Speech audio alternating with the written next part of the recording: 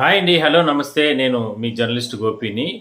అయితే బంగాళాఖాతంలో ఏర్పడిన ఈ అల్పపీడన ప్రభావంతో బహుశా రేపటి నుంచి కూడా అంటే ఈ తుఫాన్లనేది ప్రారంభమయ్యే అవకాశం అయితే ఉంది. అయితే ఎక్కువగా ఈ ఈశాన్య ఋతుపవనాలకు సంబంధించి దక్షిణ కోస్తా పరిసర ప్రాంతాల్లో అంటే ఇటు రాయలసీమ కావచ్చు, ఇట్లా అటు సైడ్ విజయవాడ నుంచి కూడా కంప్లీట్ నెల్లూరు, ఇట్లా ఒంగోలు, ఇట్లా పరిసర ప్రాంతాలు ఇవంతా కూడా పెద్ద ఎత్తున ఈసారి భారీ వర్షాలు. ఎందుకంటే మనం గత 10-15 రోజులు చూస్తున్నాం.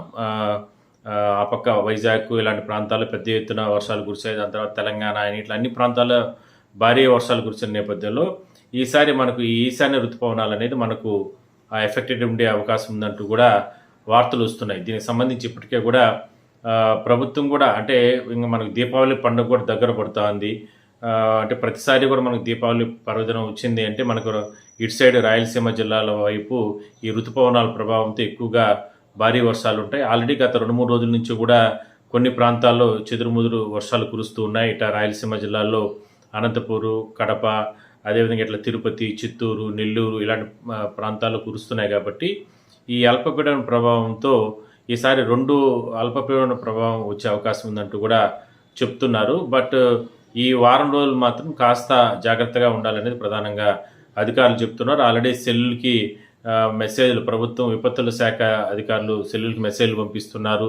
ప్రధానంగా రైతులకు సంబంధించి ఎవరు కూడా మీరు బయట ప్రాంతంలో అంటే పొలాల వద్దకు వెళ్ళే సందర్భంలో జాగ్రత్తగా ఉండి వెళ్ళాలంటూ కూడా చెప్తున్నారు. ఈ పిడుగులు పడే అవకాశం ఉన్న నేపథ్యంలో విద్యుత్ తీగలు కింద పడే అవకాశం అయితే ఉంటుంది. ఇవన్నీ కూడా వరదలు ఒకసారిగా వచ్చి ఉప్పొంగి ప్రవహించే ప్రమాదం ఉంటుంది. ఇవన్నీ కూడా హెచ్చరికలు జారీ చేస్తున్నారు. ఇక పట్టణ ప్రాంతాల్లో ఉన్న ప్రాంతాల్లో కూడా విపత్తుల శాఖకు సంబంధించి వాళ్ళు ఎప్పటికప్పుడు అప్రమత్తంగా ఉన్నారు. సో మొత్తం మీద మాత్రం ఈ అల్పపీడన ప్రభావంతో రేపటి నుంచి మాత్రం ఈ రాయలసీమ జిల్లాలతో పాటు దక్షిణ కోస్తా అంటే ఈ మనకి ఇటు సైడు దగ్గరలో ఉన్నటువంటి సముద్ర తీరానికి దగ్గరగా ఉన్నటువంటి నెల్లూరు కావచ్చు, లేదంటే అటు సైడు ఒంగోలు, లేదంటే ఇట్లా విజయవాడ వరకు కూడా ఆ ప్రభావం ఉంటుందని చెప్తున్నారు. మరి చూద్దాం.